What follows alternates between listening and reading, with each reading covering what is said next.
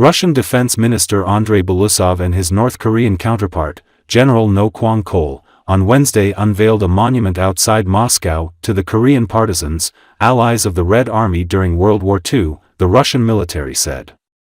This monument can rightfully be called a symbol of the unbreakable brotherhood of our peoples, Belousov said at the ceremony.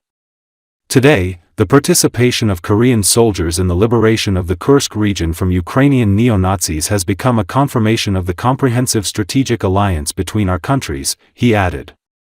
According to Associated Press, Belousov presented General No with a copy of the monument as a gift for North Korean leader Kim Jong-un. Earlier on Wednesday, the North Korean defense minister also laid a wreath at the tomb of the unknown soldier near the Kremlin. Ties have expanded between the two countries in recent times, with North Korean leader Kim Jong-un offering in June his unconditional support to Russia in the conflict in Ukraine. In April, the two countries confirmed North Korean soldiers were fighting alongside Russian forces to repel a Ukrainian incursion into Russia's Kursk border region.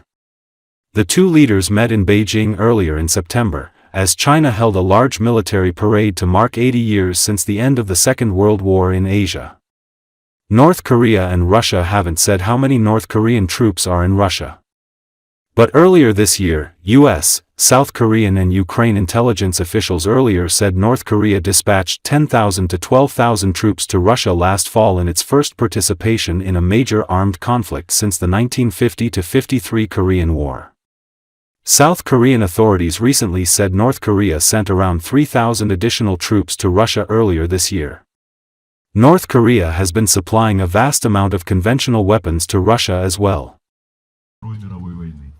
Композиция изображает группу партизан.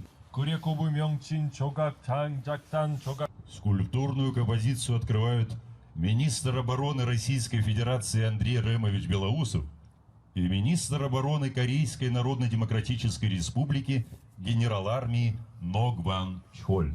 Этот памятник по праву можно назвать символом нерушимого братства наших народов.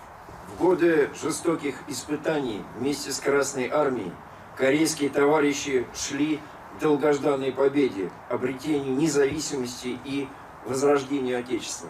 Сегодня участие корейских военнослужащих в освобождении Курской области от украинских неонацистов стало подтверждением всеобъемлющего стратегического союза между нашими странами.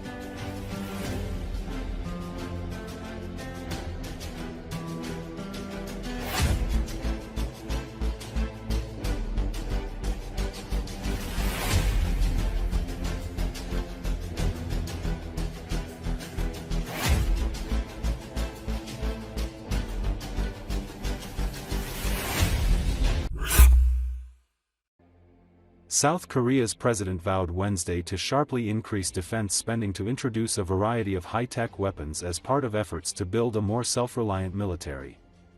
According to Associated Press, it comes as U.S. President Donald Trump's America First agenda raises questions about the U.S. security commitment to its Asian ally.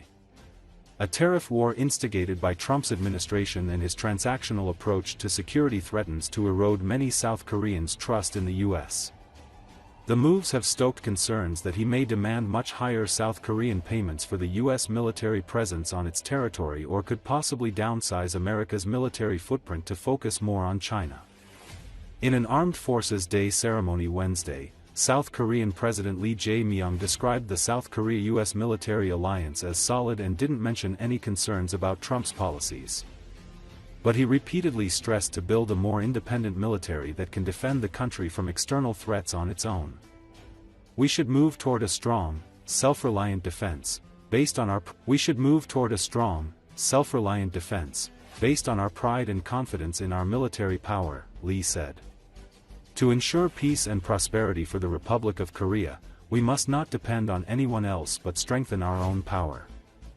To boost a self-reliant defense posture, Lee said his government would increase next year's defense spending by 8.2% to introduce advanced weapons systems like AI combat robots, autonomous drones, and precision attack and defense missile systems. He said the government will also actively foster defense industry and improve soldiers' welfare by upgrading their service conditions and compensation systems. Bolstering South Korea's military readiness would be clearly aimed at more effectively deterring potential aggressions from North Korea, which has nuclear weapons. The North has recently repeatedly rejected Lee's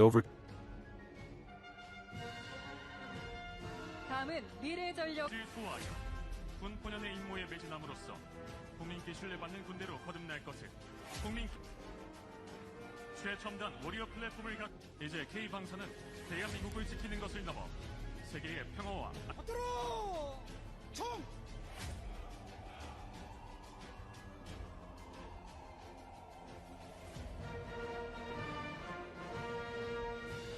기수단 국기에 대해 격려해 주시기 바랍니다.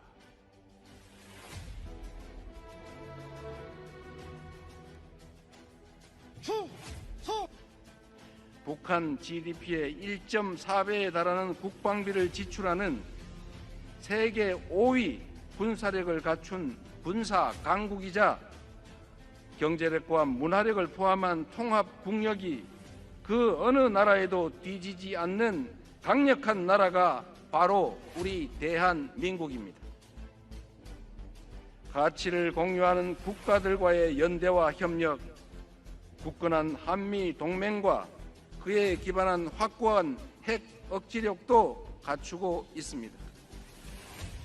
이런 대한민국의 국방력에 의문을 가질 이유도 없고 불안에 떨어야 할 이유도 없습니다. 국민에게 신뢰받는 진정한 국군으로 거듭 국방의 꿈을 현실로 만들기 위해 세 가지 약속을 우리 국방력에 대한 높은 자부심과 굳건한 믿음에 기초해 강력한 자주 국방의 길로 나아가야 합니다. 급변하는 안보 환경에 능동적으로 대응하려면 자주 국방은 필연입니다. 인류 역사상 가장 긴 평화와 공존의 시기가 저물어 가고 있습니다. 세계 각지에서 협력과 공동 번영의 동력은 약해지고 갈등과 대립이 격화되는 각자 도생의 시대로 진입하고 있습니다. 대한민국의 평화와 번영을 위해서는 누구에게도 의존할 것이 아니라 우리 스스로의 힘을 더욱 키워야 합니다. 이어서 식후행과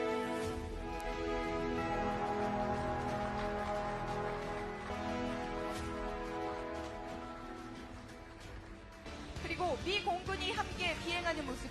포도의 정밀 타격 능력을 통해 우리 국민에게는 가장 든든한 해지 공격과 방어 제공, 지상군 지원 등 다양한 임무를 수행하고 있는 우리 공군 다양한 무장 장착에 반응하며 내년부터 단계적인 실전 배치를 통해 대한민국 공군의 핵심 전력으로 운영되겠습니다. 지금 동적인 기동을 통해 과학기술 강군의 위용을